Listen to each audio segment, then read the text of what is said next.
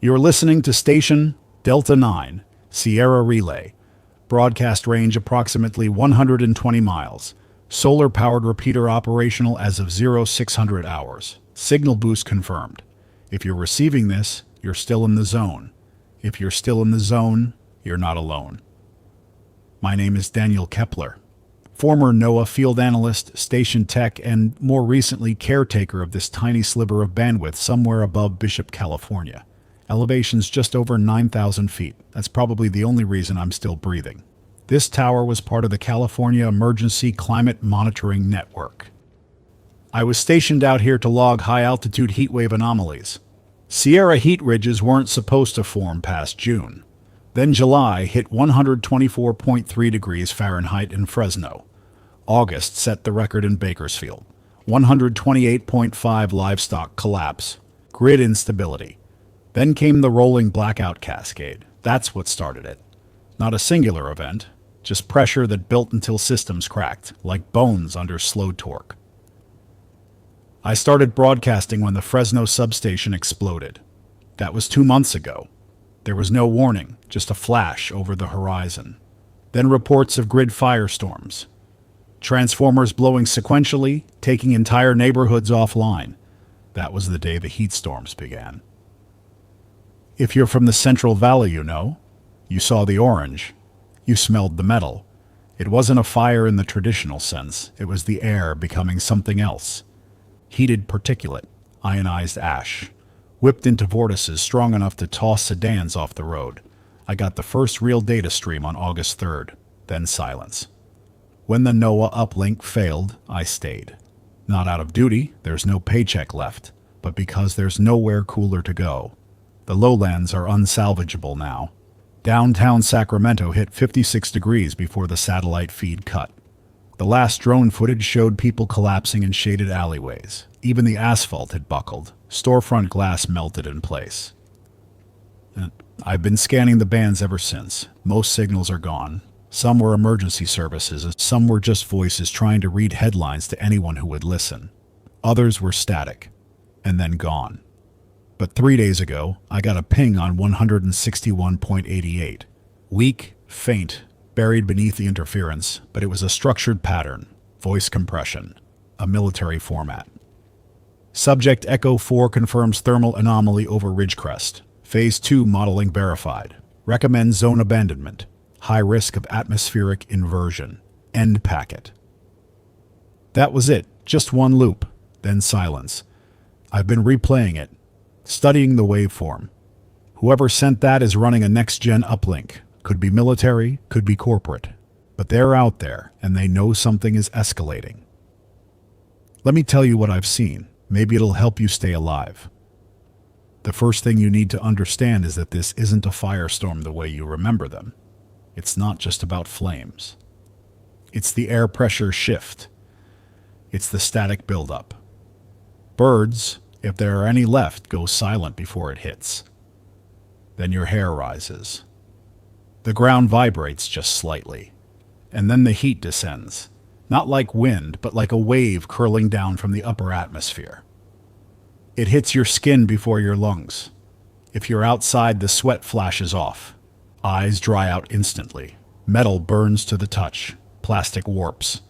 Then comes the wind. Dry, roaring, sideways. It brings debris, and it doesn't stop.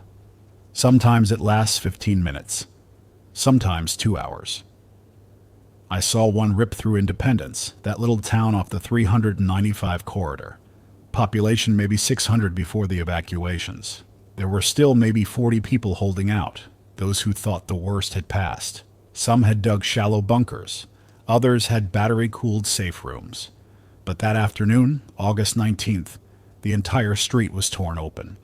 I watched from 4 miles away through binoculars. Power poles fell. Then the roofs. Then nothing. Later I drove through. Didn't stay long. Metal signage melted down telephone poles. One side of the fire station had collapsed inward from thermal pressure. The only things left untouched were concrete and reinforced brick, but even those were scorched so black they reflected no light. I found a dog there, lab mix, still breathing, fur singed, eyes glazed but blinking, no collar. I named him Ridger. He's with me now.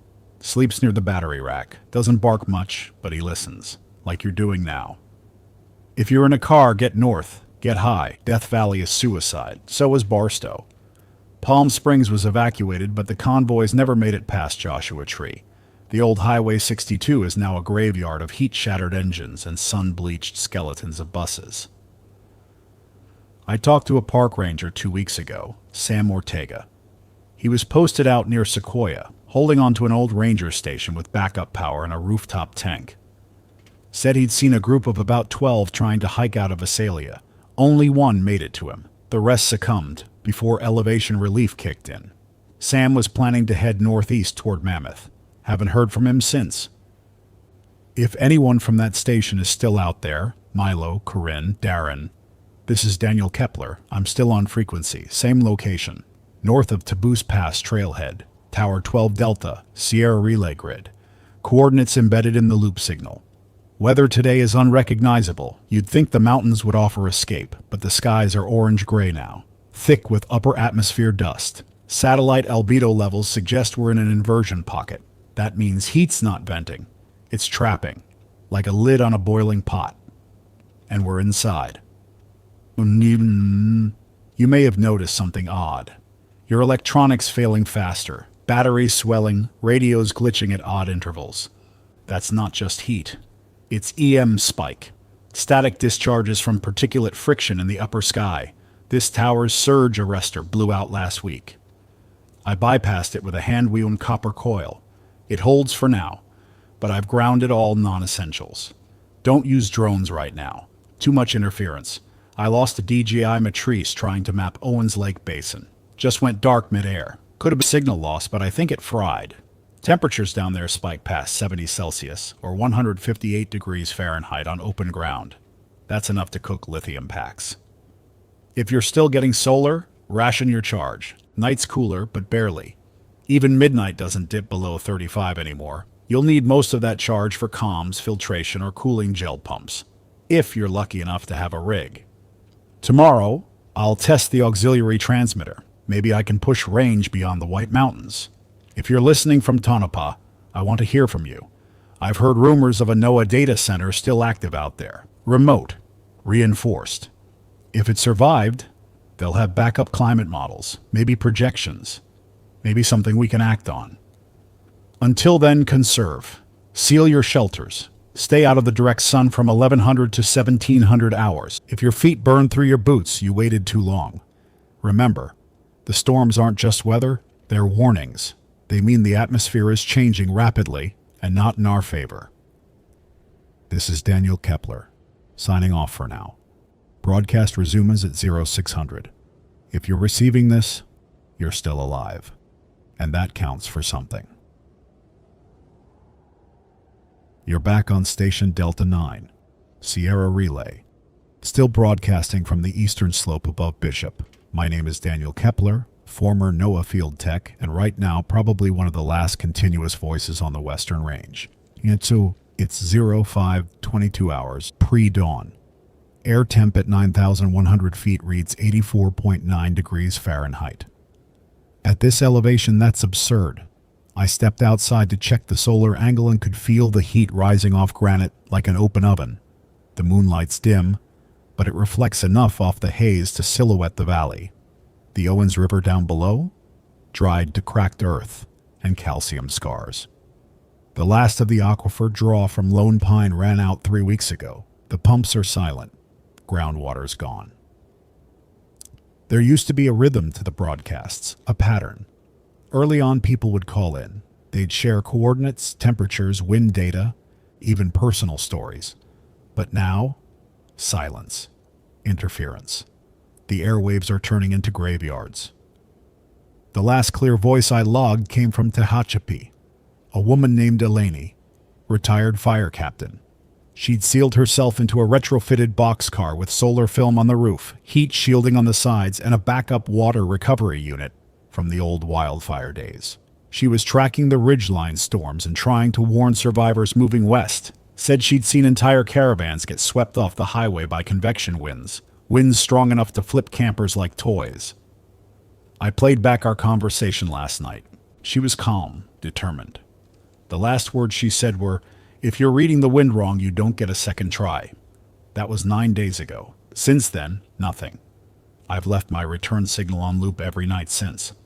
Eleni, if you're out there, you saved lives. To anyone still listening, don't trust clear skies. We used to think that meant a break, a pause. Now, clear skies mean inversion layers. It means no wind, no ventilation. It means the heat is stacking. You can't see it, but it's there. You'll feel it when your breath shortens, when your fingertips start to tingle. That's when the edge is near. The storms aren't like hurricanes. They don't come with names. They don't rotate with grace. These are chaotic, dry systems. Massive convective pulses driven by pressure imbalances between high desert and dead ocean air. Think of them like tearing holes in the atmosphere, localized, violent, and unpredictable. They surge, they roar, and when they pass, they leave behind nothing but scorched silence. Then, I logged one near Shoshone last week.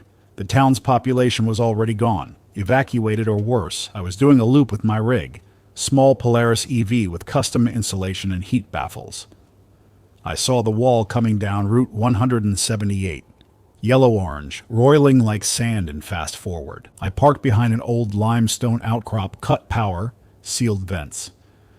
The thermometer climbed past 143.6 inside the cab before stabilizing.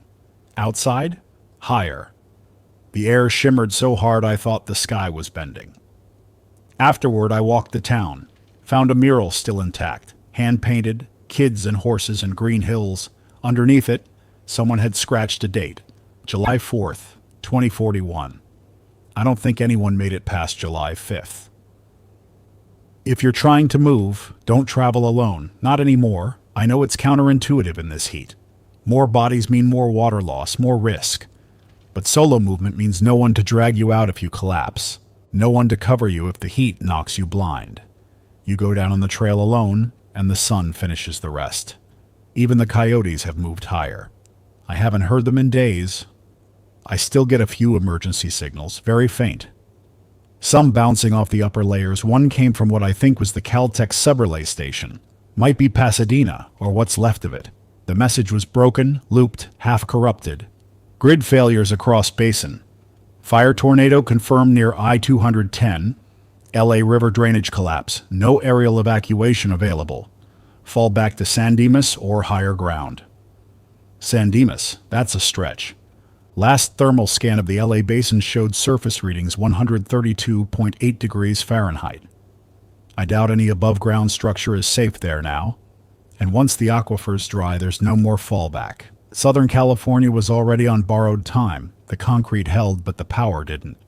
You want real numbers? Fine. We used to track the Palmer Drought Index every month. Now it's obsolete. Soil moisture is 0 in over 70% of the state. Vegetation index? Gone negative across the Mojave. Even in Yosemite, yes, Yosemite, the satellite scans showed tree death rates of 80%. The sequoias are dying. Those giants that lived through thousands of years, they're dropping in silence. No fire. Just heat. Silent, complete heat, stress, collapse. There are rumors that Bakersfield was converted into a sealed zone, an experimental project. Climate domes, artificial cloud layers. I haven't confirmed it and I haven't seen satellite proof.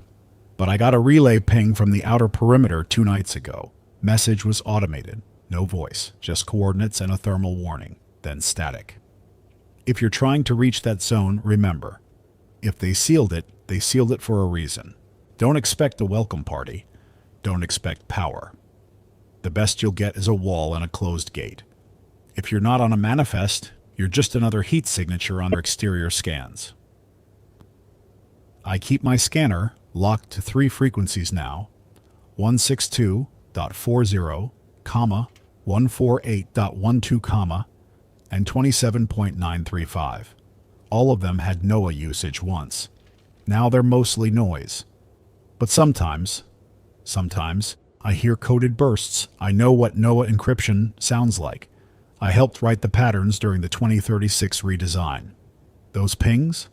That's someone still sending packets, still logging data, still trying to forecast the end.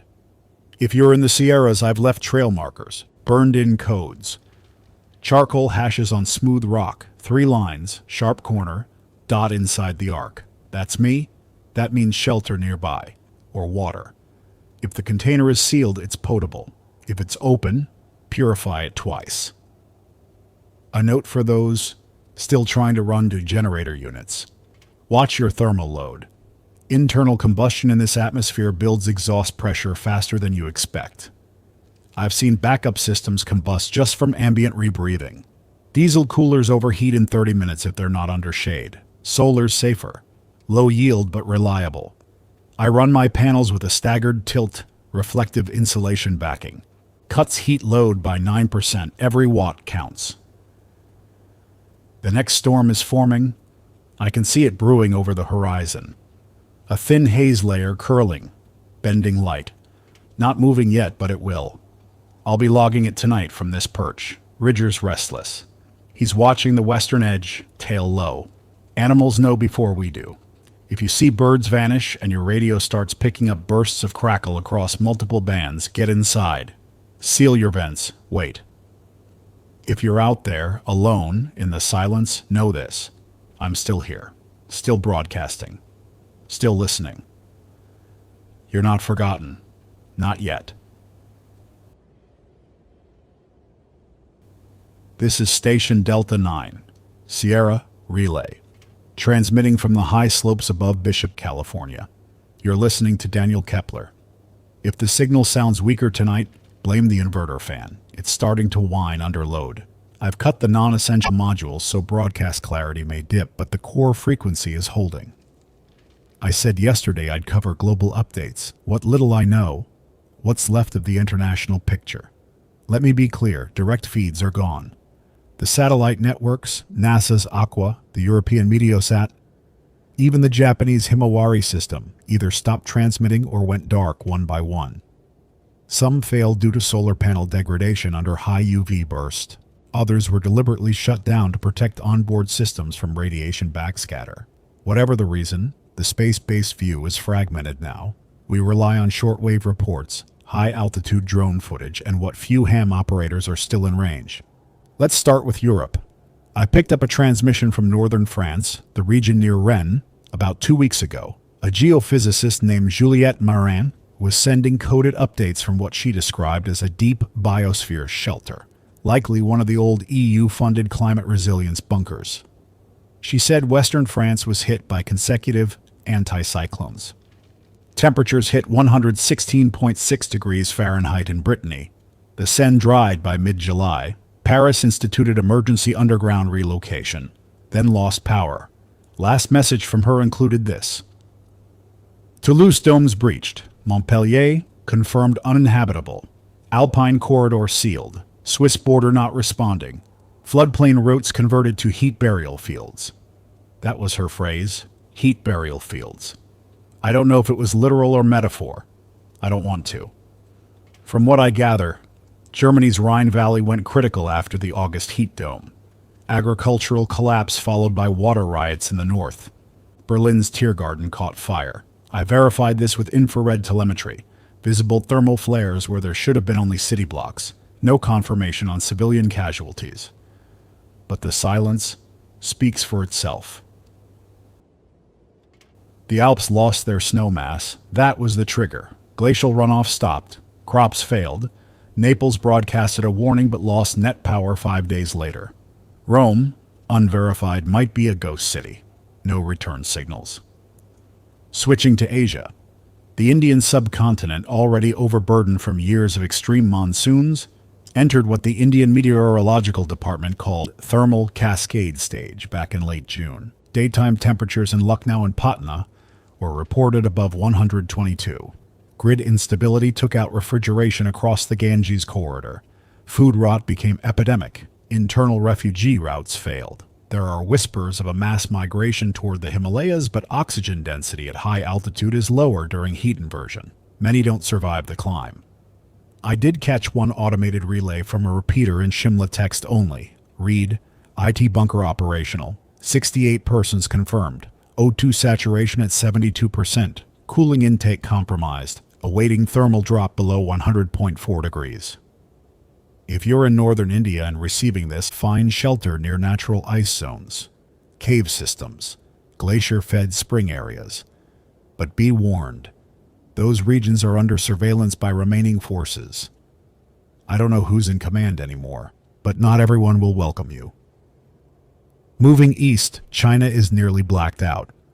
Early reports from Beijing mentioned their use of advanced heat shield systems, reflective urban domes.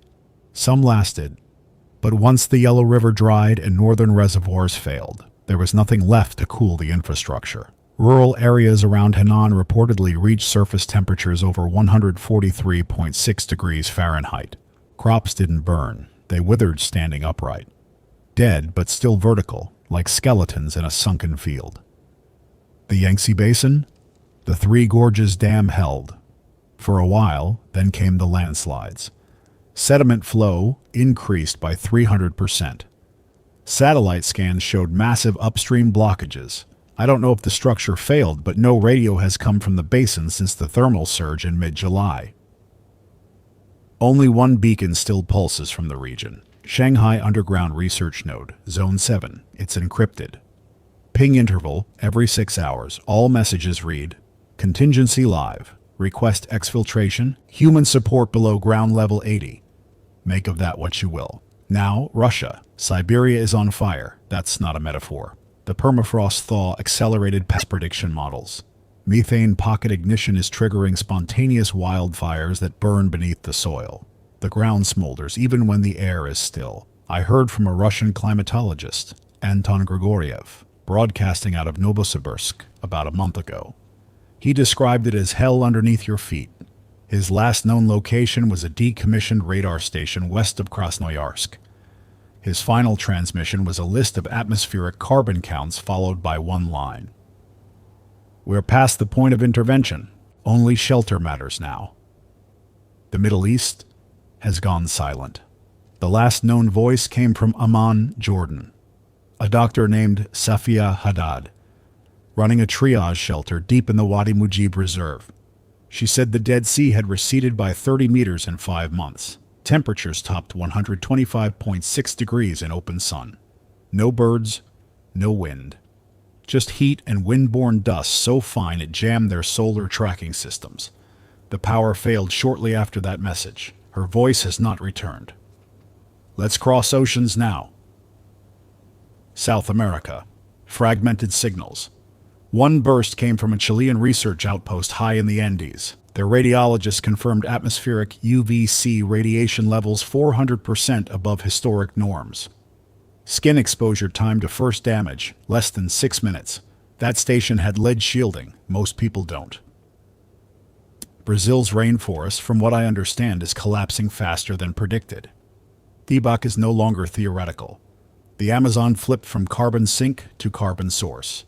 Deforestation combined with solar amplification from dried riverbeds turned large swaths into heat corridors. I heard one botanist say the ecosystem there was fighting itself.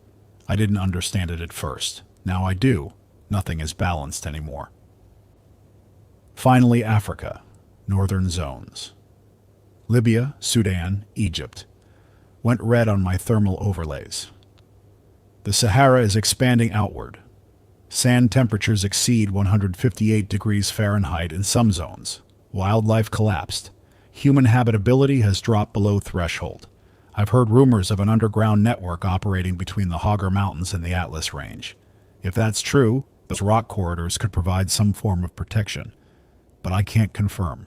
No direct signals. The Southern Cone. South Africa.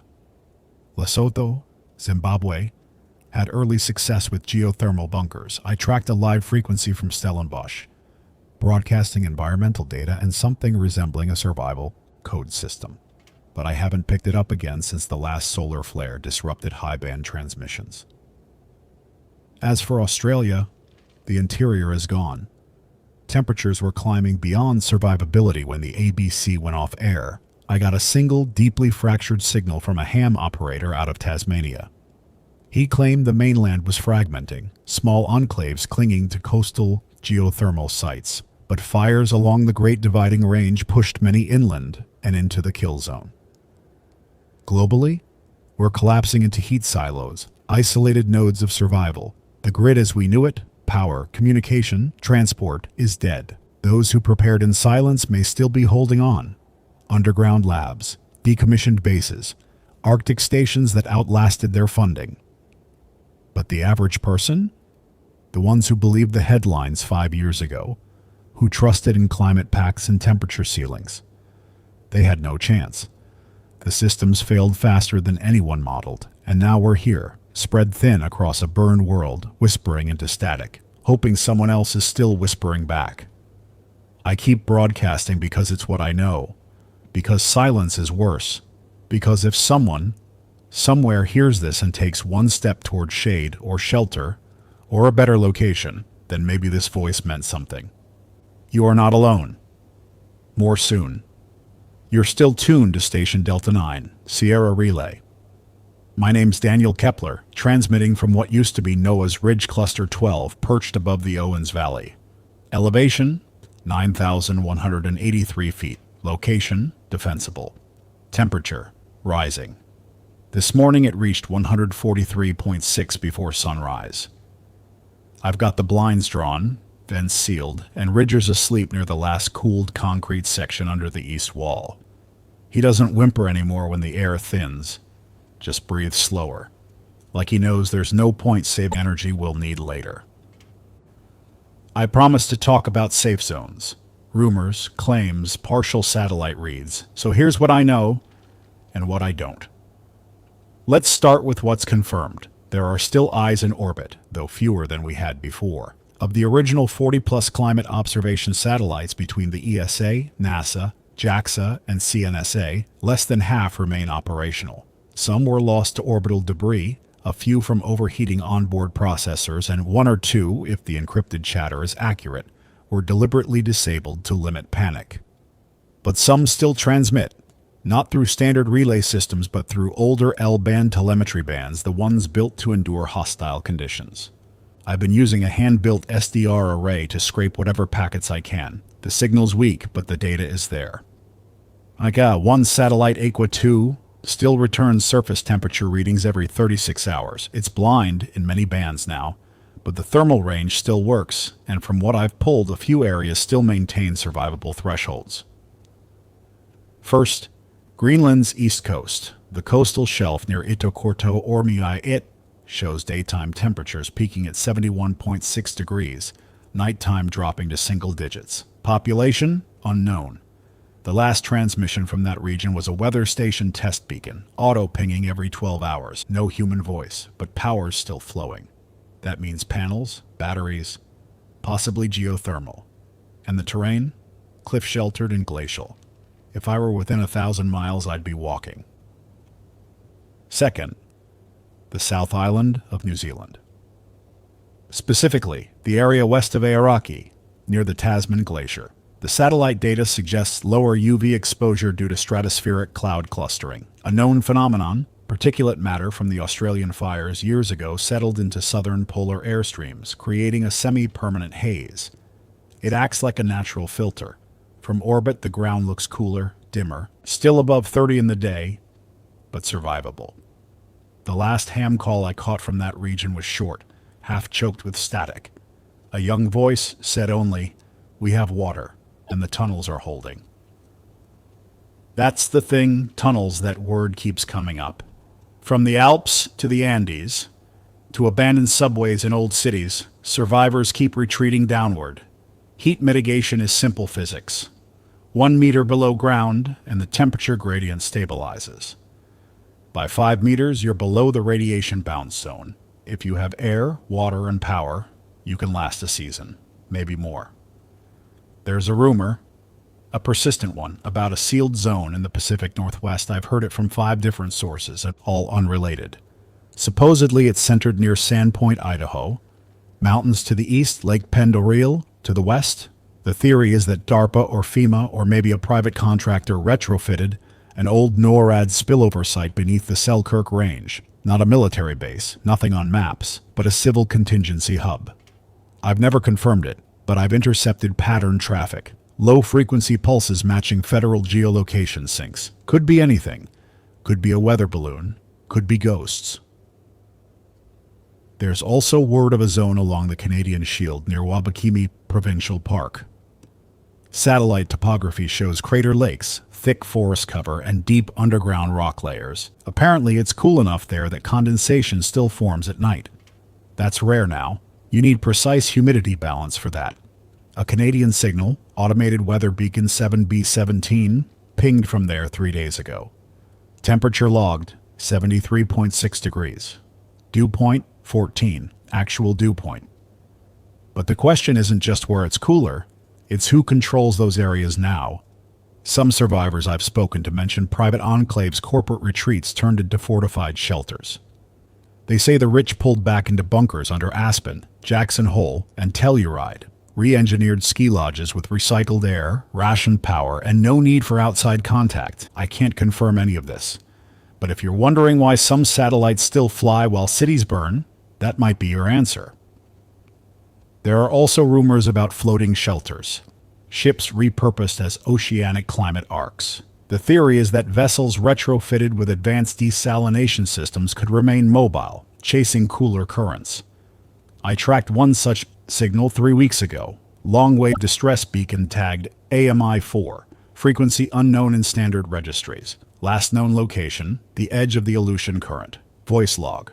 Distorted, said, hull secure, fish migration thinning, sun cover failing. No return route. We hold course. If true, it means someone tried to outrun the collapse by sea, and they're still out there, drifting. Of course, not all rumors are hopeful. Some speak of false zones, traps, places that broadcast signals of safety only to be empty, or worse. One such location was reported near Cedar City, Utah. Automated transmission repeated, water, shelter, medbay, come. But the coordinates led to a scorched overpass and the hollowed remains of a FEMA supply truck. No doors, no tire tracks, just the smell of chemical fire and dry dust. I've had 3 survivors confirm the same location. All found the same thing. We can't be sure what happened there. Looters, desperate survivors, or something else? And then there's the strange one, the relay from Antarctica. It started 2 weeks ago. A ping every 48 hours on the old research station band using a data header assigned to Concordia Station. The odd part? That station was evacuated 5 years ago after ice loss undermined the foundation. No one's been stationed there since. But the signal is clean, stable, it says. Vault intact. Access restricted. 77 degree S, 123 degree E. Do not engage until containment confirmed. No further data, no voice, just that.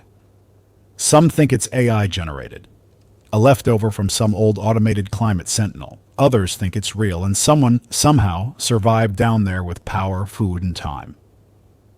For now, these are the signals I track, the beacons in the dark. I log them, catalog them, compare coordinates.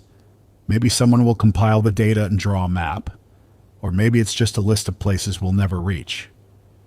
What I can tell you is this. The air is changing faster than any model suggested. The heat is no longer seasonal. It's structural. The troposphere is saturated with carbon mass, and the inversion layers lock the heat like glass over coals. We're not in a weather event. We're in a system change. So if you're looking for hope, don't wait for cooler days. Don't wait for rescue. Start small. Look for rock. Look for earth. Dig if you can. Shield what you have. Find depth in darkness and air. This is Daniel Kepler. My loop code is still active. Coordinates embedded. You are not alone. And if you are, then at least you're still breathing. This is Delta 9, Sierra Relay. Daniel Kepler transmitting from Ridge Cluster 12, elevation 9,183 feet, just north of Taboos Pass, California.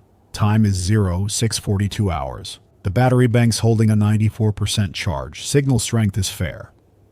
This morning, the ambient air temperature at sunrise was 143.6 degrees Fahrenheit. That's nearly 91 Fahrenheit before the sun cleared the ridgeline. That number, on its own, might not mean much. But for those of us who know what it's supposed to be, it's terrifying. At this elevation in late September, it should be 5 degrees, maybe 10 at the most. We should see frost at dawn, thin ice on alpine lakes. But now, the granite stays warm all night. The ground radiates heat upward. There's no recovery. This isn't just about a hot day. This is about systemic failure. The entire thermal balance of the lower atmosphere has flipped. It's holding heat like a closed greenhouse, and every hour, the margin shrinks. Let me give you a frame of reference. Before I joined NOAA, I was stationed at the Mount Graham International Observatory in Arizona as part of a temporary thermal lensing study. We had high-altitude sensors that measured long-wave radiation off arid rock fields. In the peak of summer on clear sky days, we'd clock surface heat values between 111.2 and 122 degrees. Dangerous, but manageable.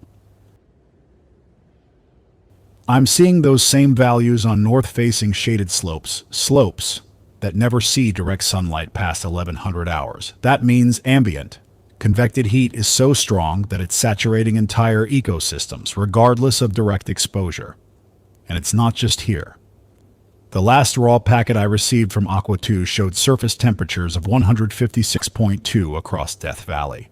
That's 156 degrees Fahrenheit in shade-adjusted bands. If that reading is correct, and I've double-checked it 5 times, it would be the highest naturally recorded surface temperature on Earth. Unsurvivable in the open, not for more than 15 minutes, even with reflective gear. We're entering what used to be called wet bulb danger zones. But the charts we had, those old OSHA heat illness tables, they don't apply anymore. They were built around maxing out at 35 wet bulb. We've exceeded that in multiple zones now. For those unfamiliar, wet bulb temperature is the combined measure of heat and humidity. At 95 degrees wet bulb, the human body can no longer cool itself by sweating. Even if you're in the shade, even if you have water, you stop regulating. Organs begin to shut down. It's not dramatic. It's just quiet and final. Let me break this down in hard terms. At 111.2 dry bulb, with 45% humidity, wet bulb temperature hits 32 degrees. That's tolerable, barely, for short durations with cooling. But now in many cities across the South, Phoenix, El Paso, Las Vegas, we're seeing daytime highs of 122 degrees with humidity still present from vapor recycling. And it's spreading.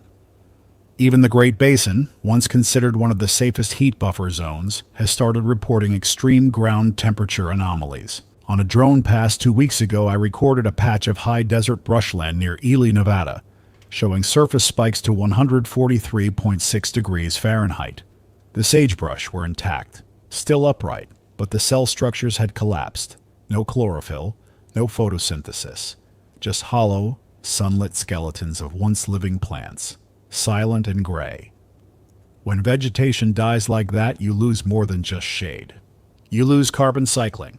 You lose moisture exchange. You lose soil binding. What follows is dust. Heat-reflective airborne dust. It turns once stable ground into mirrored terrain. Heat bouncing off ground back into sky, then falling again. It's a feedback loop, and it's accelerating. The worst hit zones I've tracked are clustered around old energy corridors, places where thermal mass from asphalt, steel, and concrete used to dissipate at night. Now those surfaces store heat like batteries. At 11 o'clock hours last night, downtown Sacramento's road surface temperature was still 116.6. That's over 118 Fahrenheit just before midnight. There's no cooldown, no reset, not anymore.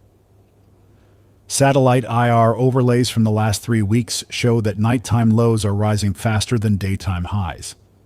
That's the real danger. We were trained to fear midday exposure, but now people are dying in their sleep because the night doesn't cool down. Their shelters become ovens. Batteries fail.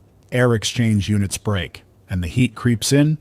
Some tried to build insulated cubes, foam panel shelters buried partway, shaded with emergency blankets. I've seen them.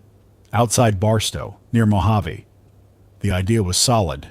Reflective surface, passive air channels, gel packs lining the floor, but they were built for heat waves, not heat permanence.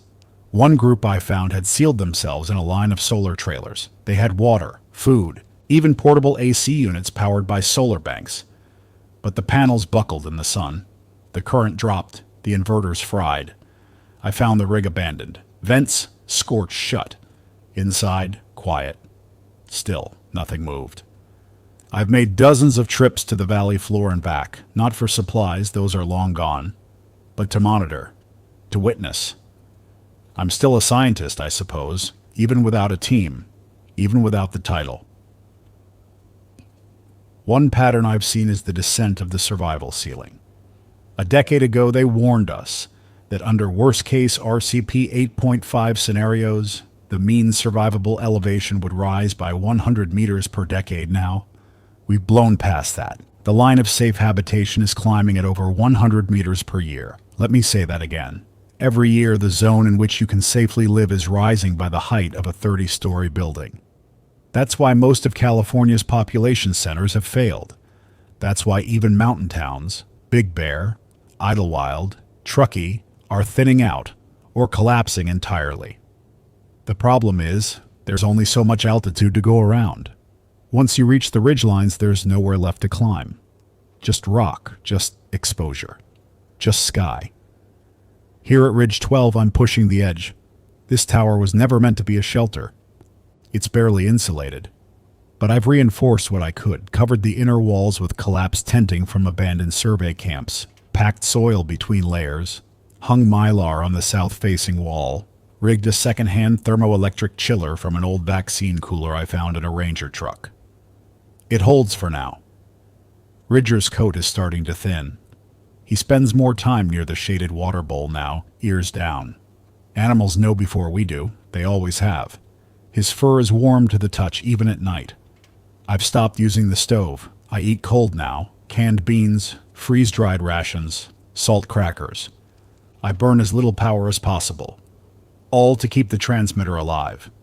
This signal, this voice, it might be the last thing someone hears before they turn back from a deadly valley or seal one more layer of their shelter. This isn't about hope anymore. It's about endurance. So track your temperatures. Watch your margins. If your shelter rises above 100.4 degrees for more than 3 hours straight, it's time to move up or underground. If the walls feel hot to your hand, don't wait for full exposure. Prep now. I've got more coming. I'll talk about the atmospheric changes next. The sky isn't what it used to be, and it's not just heat that's falling from it now. This is Daniel Kepler, still here, still transmitting, and still watching the thermometer climb. You're listening to Station Delta 9, Sierra Relay. This is Daniel Kepler, still transmitting from the upper grid node of Ridge Cluster 12. Temperature at midday peaked at 120.2 degrees. That's at over 9,000 feet elevation. The stones up here are hot enough to blister skin. Even the moss has gone brittle. No birds today, not even distant buzzards. I said I'd talk about something that's been creeping up in reports, something harder to quantify, less measurable than temperature spikes or inversion layers. Mass disorientation, hallucinations, sudden neurological collapse. It started small, fragmented voice reports from the south. Survivors describing symptoms that didn't line up with standard heat illness. People seeing things in the haze. Shapes moving where there was nothing. Flashes of color at the corner of the eye. Full-body vertigo that would strike even when sitting still in shade. Some wrote it off as exhaustion, sleep deprivation. I did too at first, but then the patterns started forming. Let me read you a transcript. This came from a woman named Krista, former field nurse, stationed with a FEMA triage team west of Reno. She made contact for 3 consecutive nights before the signal degraded. On the 3rd night, she said, "We lost 3 yesterday, not from burns, not from dehydration. They just stood up, walked outside, and didn't stop walking. Eyes open. No sound, no response. One of them walked straight into the ash drift beyond the rail bed and didn't look back. When we caught up, he was kneeling in the heat, smiling at nothing. We couldn't get him to blink. He just kept saying, 'It's cool now. It's fine here.'" Krista said they found no sign of stroke, no external trauma. The man had full hydration, stable vitals the day before. She administered a sedative, but he stopped breathing an hour later. Lungs full of superheated air. She lost her signal the next night. This isn't an isolated case. I've documented 11 similar incidents from different locations: northern Nevada, southern Utah, outskirts of Albuquerque. In each, the behavior is the same. Subjects become unresponsive to environmental stress, express irrational calm, or claim to see water where there isn't any. Then they either walk off or collapse. Let me be clear. I'm not suggesting anything mystical.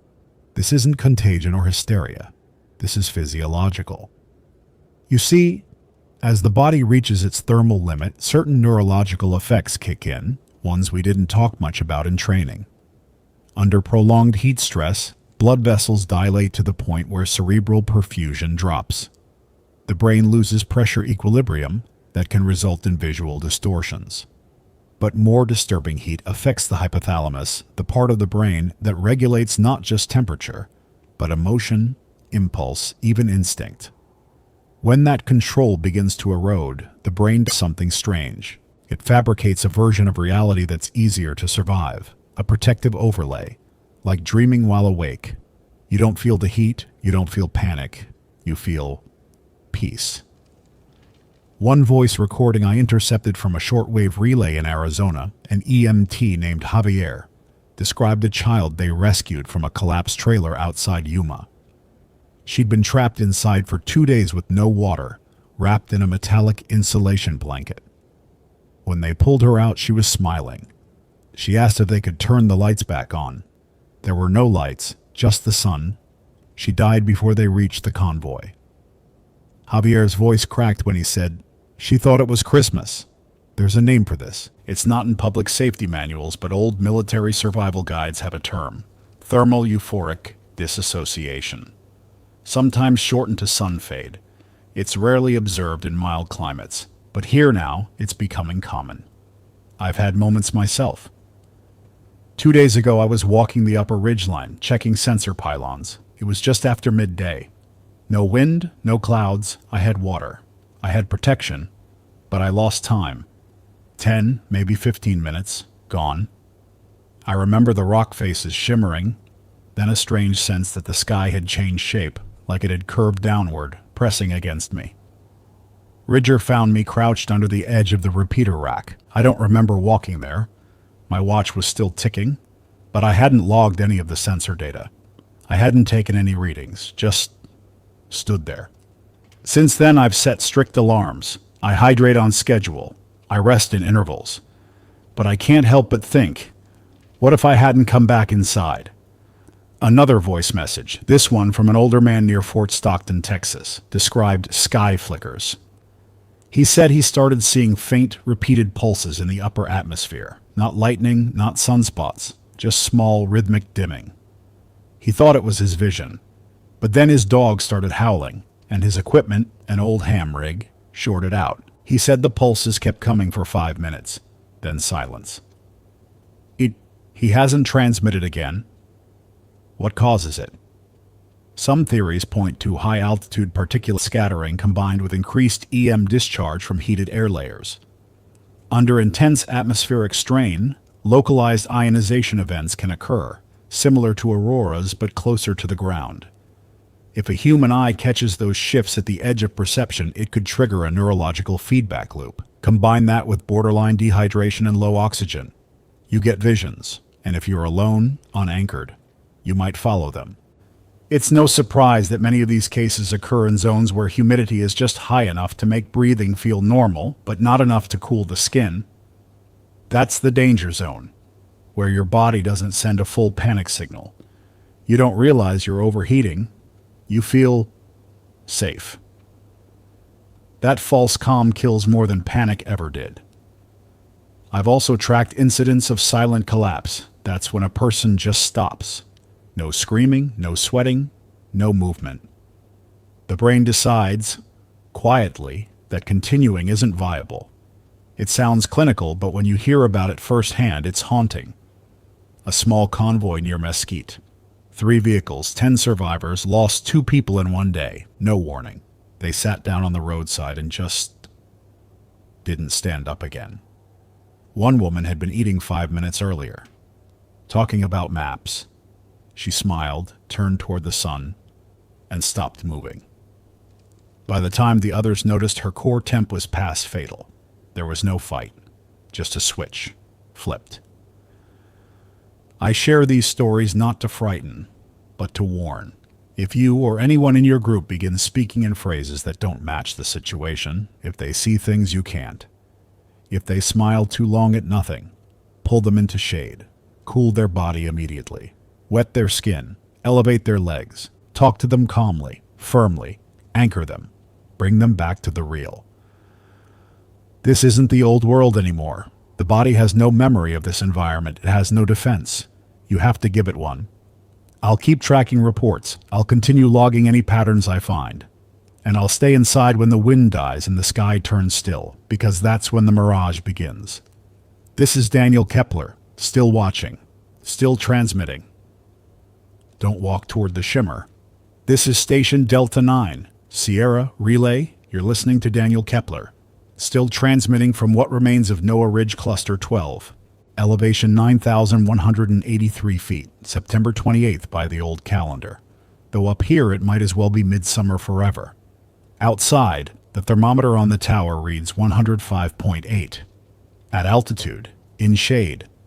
I didn't think I'd ever see that number this high. But the days keep breaking records, and the records don't mean anything anymore. The glaciers. Those ancient sentinels of climate stability, they started vanishing long before the real panic set in. But no one paid attention. Not when it was just a few meters here, a few cubic miles there. It was a headline every 5 years, a melting point, a benchmark, but never a warning we believed.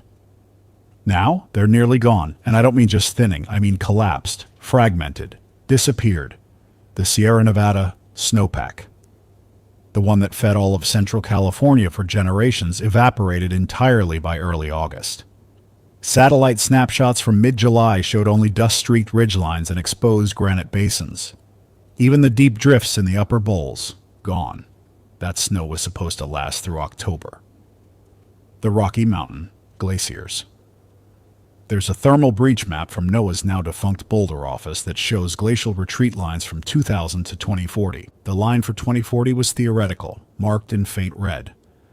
We hit that boundary 3 years early, then exceeded it. What remains in Colorado and Montana are isolated ice fields clinging to shadowed cliffs, too thin to hold their mass. Some have collapsed in ice falls, crashing through old research stations below. And then there's Alaska, the Matanuska, the Exit, the Harding, names we once used for tourism brochures. They're skeletal now. Meltwater rivers cut through their cores, splitting them like rotting wood. One drone pass showed entire blocks of ice floating down glacial rivers in midsummer. A process that once took centuries now happens in weeks. I saw thermal imaging of Patagonia's southern ice field. It used to be one of the last strongholds, a high, cold plateau, protected by winds and altitude. But it fractured. Not slowly, violently. Satellite radar picked up an entire segment, sloughing off the Andes spine like a collapsing lung. Rivers formed overnight. Glacial lakes overflowed. Villages downstream were washed out before warnings could reach them. And now we're feeling the global consequence of that melt.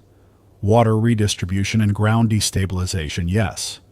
But more critically, the loss of global albedo. Those bright white surfaces, reflecting sunlight back into space, have been replaced by exposed rock and sediment.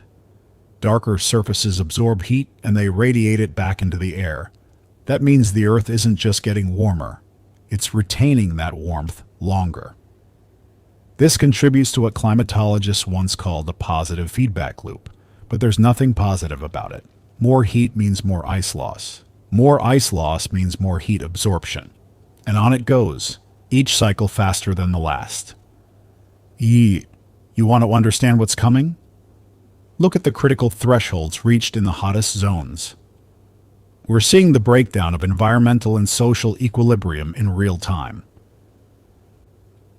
Yesterday, I caught a relay from a refugee coordinator in Las Cruces, New Mexico. She'd taken over a relay station from a collapsed civilian shelter. She spoke clearly, quickly, like someone who knew time was against her. Here's what she said. We're moving north. We can't hold this corridor anymore. Temperature hit 125.6 in shade. People are leaving cars, walking at night. Children are collapsing before sunup. There's no water in Deming. El Paso is shut. No traffic moving east. We're trying to reach Colorado Springs, but the passes are jammed with stalled vehicles. No one's helping us. We just keep walking. That's the reality now. Mass migration not just by the poor or displaced, but by entire populations of previously stable cities. They're moving in waves, in caravans, in foot columns along old interstates, using tunnels, rail beds, abandoned sewer systems, anywhere with overhead cover and a route north. And the places they're moving toward? They're already at capacity. Denver reached critical resource threshold 4 weeks ago. Bozeman closed its interstate exits. Spokane declared an internal lockdown, not military, just residents blocking roads with burned-out vehicles and concrete barriers trying to prevent new arrivals. I heard from a voice in Great Falls, Montana, a weather tech who took over an old aviation tower. He said the town council tried to restrict entry last month. Said they made a rule, no one gets in unless they can bring food or fuel. By week 2, people started throwing empty propane tanks over the barricades, just to be let in. This isn't the usual refugee crisis. This is temperature-driven collapse. Borders don't matter when the ground itself cooks your feet, and nobody has enough ice, water, or shade to spare. What's happening is beyond the scope of any one nation. This is global atmospheric compression. As more equatorial zones breach survivable thresholds, the habitable belts of the Earth are shrinking toward the poles. Every degree of latitude is becoming more valuable than gold. And every region with mild elevation and intact water is a fortress now, whether its residents want it to be or not. Even up here, I've seen signs. Yesterday, I spotted smoke from the west. Not wildfire, campfire, controlled. Someone's living down below, maybe in one of the old ranger cabins above South Lake. I haven't approached. I don't announce myself anymore unless I hear voices first. People aren't predictable now. Not when their skin burns from sunlight and their sleep is broken by heat. A group passed through last week, didn't speak, just climbed, one after another, barefoot or wrapped in torn insulation. Faces covered in gray cloth. They didn't look at me, didn't ask for anything. Just nodded at the tower, like it was a monument, then kept moving. I don't know where they went. North, maybe. Or east, maybe nowhere. Sometimes movement is the only thing that feels like survival. The United States used to have internal evacuation plans, tiered systems, blue routes, National Guard checkpoints, airlift contingencies, but those depended on fuel, order, and functional communication networks. None of those exist now. There's no chain of command, just broken links scattered across hot stone and burned concrete. I have old FEMA documents on my tablet, drafted in 2038. One section warned of environmentally accelerated displacement, predicting 1 to 3 million internal climate refugees by mid-century. We passed that number 2 years ago, and it's not slowing down. I want to be honest with you. If you're hearing this from any city south of the 38th parallel, it's time to leave. Not tomorrow, now. You need elevation. You need stone cover. You need water that doesn't rely on pumped infrastructure. And above all, you need time. Because when the heat rises past 140 degrees Fahrenheit, time runs out fast. We are past adaptation. This isn't about planting shade trees or painting roofs white. This is about escape and containment and surviving the slow unraveling. I'll keep this signal active for as long as I can. For as long as there's power and breath and something worth saying. This is Station Delta 9, Sierra Relay. Daniel Kepler, same voice, new coordinates. If you're tuning in and the signal sounds different, less echo, tighter frequency, it's because I'm no longer transmitting from Ridge Cluster 12. I had to move. Fast. It happened 2 nights ago. Around 2100 hours, the ridge tower began to vibrate. Not from wind, but from internal resonance, like something deep in the rock was groaning. I'd felt minor shifts before. Thermal expansion, minor frost heave. But this was different, sustained, directional. Then came the real warning. The temp sensor jump beat from 95 to 107.6 degrees in under 5 minutes. No solar input, no sunlight. Just a vertical wall of heat, like an open blast furnace breathing against the slope. I've monitored nighttime convection events before. They usually occur in low valleys, but this one was different. It was a reverse, downslope surge. Superheated air being forced upward by pressure collapse in the Owens Valley. The atmosphere inverted so violently that cold air had nowhere to settle. The mountains started to cook from the outside in. I grabbed the portable transmitter, 2 gel packs, Ridger's pack harness, my backup solar array, and 4 liters of water. Left behind the backup radio core, thermal logs, field monitor. No time. I packed everything into the Polaris rig and headed east, down a fire trail that hadn't been cleared in years. No lights. Just wheel feel and memory. Ridge Cluster 12 vanished behind me in minutes. I looked back once, just once, and saw the heat rising in visible streaks off the tower frame, like steel bending in a forge. It was glowing. Not from light, from radiation. We made it 5 miles east before the left rear tire shredded against a sharp edge of exposed granite. I was planning to stop at a known ranger outpost near the Upper McMurray trailhead, but I had to change plans. Ditched the rig, loaded the remaining gear on Ridger's back, and went the rest on foot. Altitude dropped. That was a risk, but I knew there was a tunnel. An old survey passage dug during a failed mining exploration project in the 2030s. Noah leased it once for instrument storage. Not deep, but shaded, cool, and solid rock. I reached it at 0300 hours. Location classified for now. I've re-established this transmitter inside the upper chamber. Power is limited. Only partial solar input during morning hours due to the rock overhang, but the core inverter held up, and the thermoelectric chiller still runs off looped current. I've lined the walls with mylar, hung the last thermal curtain, and laid Ridger on an insulated pad near the intake filter. He hasn't eaten in a day, but he's drinking. Eyes alert, tail still. The main antenna is now wired through a slotted aperture in the tunnel face. The signal's weaker, but the position is safer.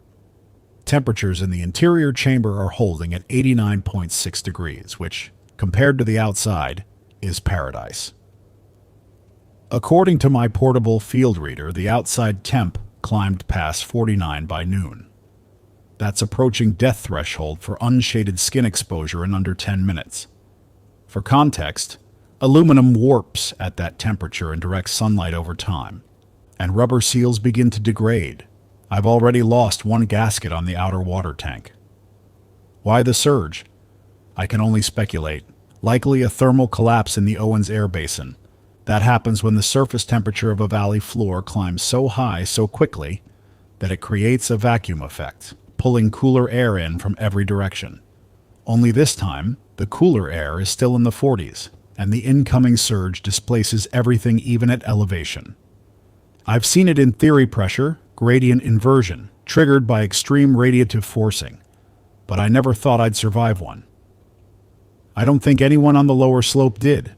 I saw the aftermath this morning, when I took a short recon walk to a western overlook. The forest below is gone, not burned, just blackened. Trees scorched in place, all the needles gone, trunks standing like carbon pencils. Not a sound, no birds, no wind. Just dry silence and the faint hum of heated stone, still bleeding the last night's heat back into the sky. I returned fast. No more risks than necessary now. Inside this tunnel, the rock is cool enough to rest against. I've placed temp sensors at intervals. There's a 6-degree gradient from entrance to inner chamber. It's stable, for now. I've established a daily routine again, tight cycles. Sleep in 2-hour segments, hydrate on schedule, rotate gear every 12 hours, signal boost loop every 6, broadcast 3 times per day. This is a lesson. Mobility is survival. Now, fixed shelters are targets. Not from people, but from the planet itself. The heat moves like a predator. Slow, quiet, but always hunting. You cannot wait it out. You cannot defend a position forever. When the rocks get warm at night, it's time to move. I never wanted to leave Ridge Cluster 12. That tower had everything: elevation, visibility, history. But now, it's just another relic. Another place crossed off the map of livable Earth. So I'm here, deeper, darker, safer maybe.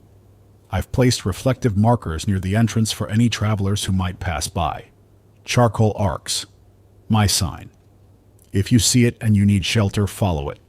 But come quiet. And come clean. I don't have the resources to fight anymore. I have power for a voice. That's it. This is Daniel Kepler.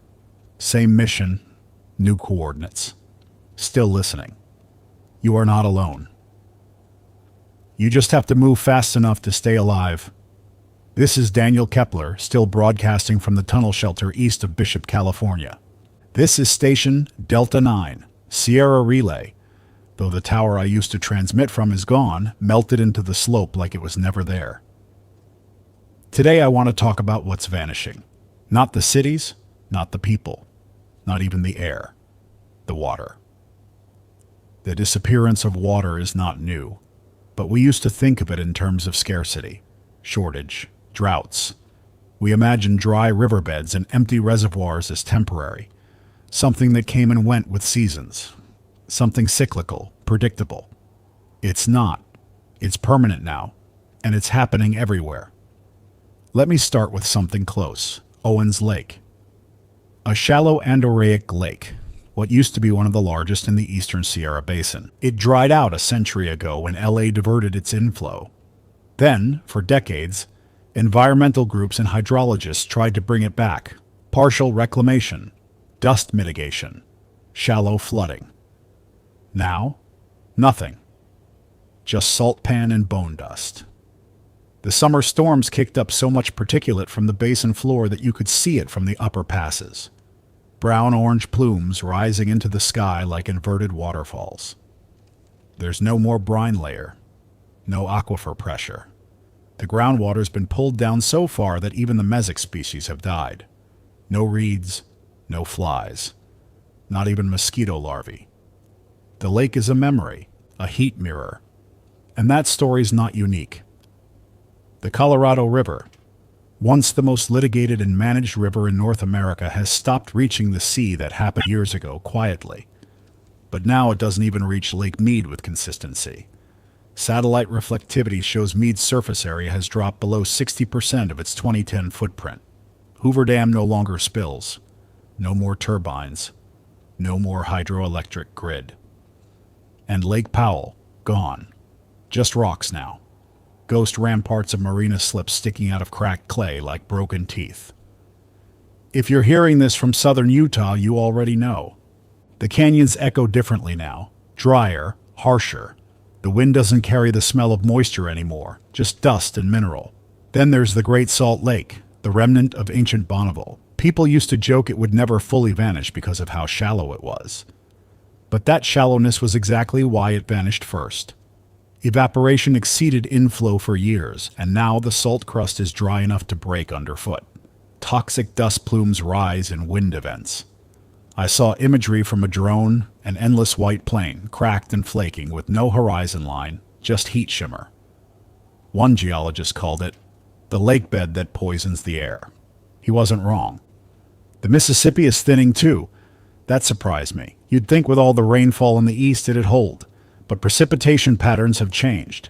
It doesn't fall where it used to. And when it does, it comes in bursts, floods, then silence. The ground can't hold it. It runs off too fast. The delta's dying. Saltwater intrusion is pushing upstream. Crops are failing in Louisiana. And the barges that once ran from St. Louis to the Gulf? Stuck, grounded, waiting for water that won't come. Globally, the story's the same. The Aral Sea, already a cautionary tale, is now a permanent salt plain. But Lake Victoria, the heart of East Africa, is shrinking at an accelerated rate. The White Nile's headwaters are fragmenting into marsh islands. The Ethiopian highlands, once the source of life for half a continent, are being baked down to dust. Even the Amazon River, that massive artery of South America, has narrowed in places to a third of its previous width.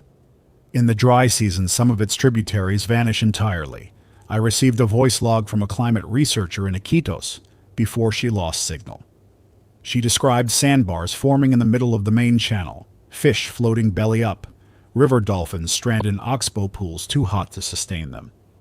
And the oceans, they're not vanishing in volume, but they're changing in structure. Surface temperatures have crossed the critical approximately 84.9 degrees Fahrenheit in multiple zones. That's not just warm, that's dangerous. At those temps, oxygen solubility in seawater drops significantly. Marine respiration slows, coral dies, microorganisms collapse, the base of the food chain fails. But worse, ocean stratification increases. Meaning, the warm upper layers don't mix with the cooler, nutrient-rich lower layers. This leads to dead zones, entire regions of ocean where nothing grows, nothing feeds, and nothing survives. The Bay of Bengal, the Gulf of Mexico, the South China Sea, all showing signs of expanded hypoxic zones. And once these zones form, they're incredibly hard to reverse. They lock in, heat and acidity working together to seal life out. We used to think the sea was forever, too big to fail. But now it's failing everywhere at once. I tracked a weather balloon last month, launched from a civilian outpost in northern Norway. It recorded a sea surface anomaly in the Barents Sea, 5 degrees above seasonal norms. Ice melt is now so extensive that polar navigation routes remain open year-round. And the glacial freshwater runoff. It's disturbing ocean currents. I caught a brief signal from a marine station on the east coast of Greenland. The voice said, "Thermohaline disruption confirmed. Salinity drop reaching deep conveyor layers. AMOC instability likely." That's the Atlantic meridional overturning circulation. The current that keeps Western Europe warm, that circulates nutrients, that regulates global ocean flow. If it collapses, if it flips, we don't just see more warming. We see climate chaos. Flash freezes. Permanent drought zones. Shifts we can't predict. And here on land, with the rivers and lakes gone, what do we have? Nothing. Just solar stills and empty tanks. Here in the shelter, I use a closed-loop condensation system, the kind NOAA used in portable field tents. I run the intake pipe against the rock, create a temp gradient, and collect the resulting vapor from sealed plastic. But the yield's dropping. The air is too dry now. That means every drop of water requires more energy to produce. It's an arms race between thirst and heat, and we're losing. If you're in the open and you find a riverbed with flow, mark it, guard it, filter it, bury it deep, don't advertise it. If you find a lake with visible fish, it's likely unpoisoned. For now, take only what you need. Oxygen collapse happens faster in stagnant water. Don't let it go still. Stir it. Circulate it. Give it air.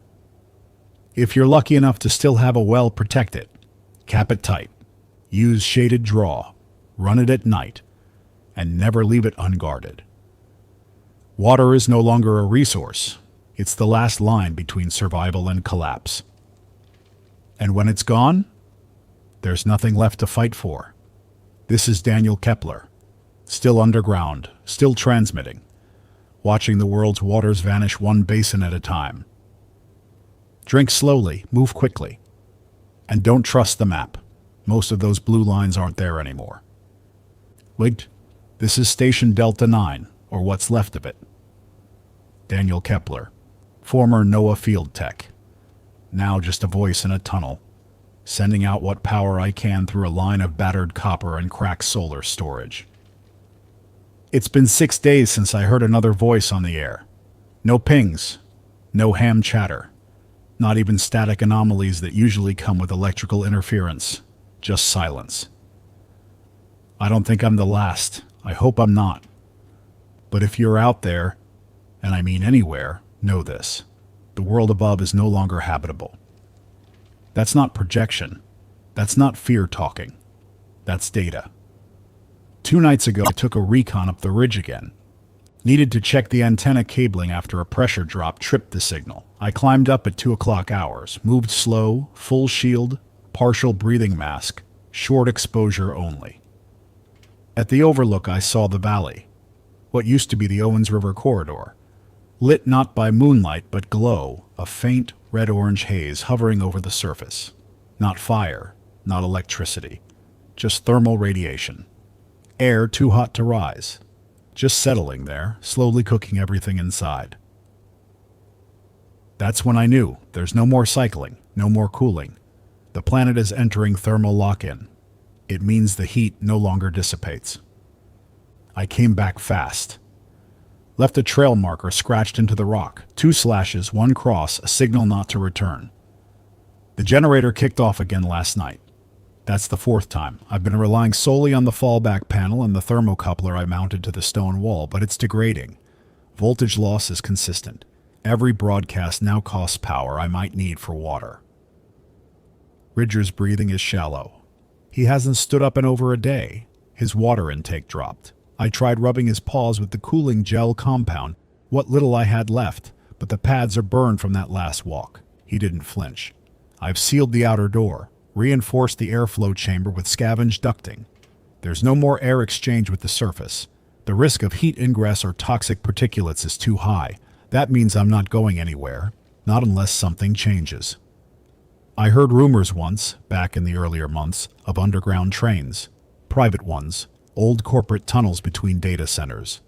Some claim they ran as far north as Whitehorse, Yukon, fully autonomous, shielded, carrying only approved manifest passengers.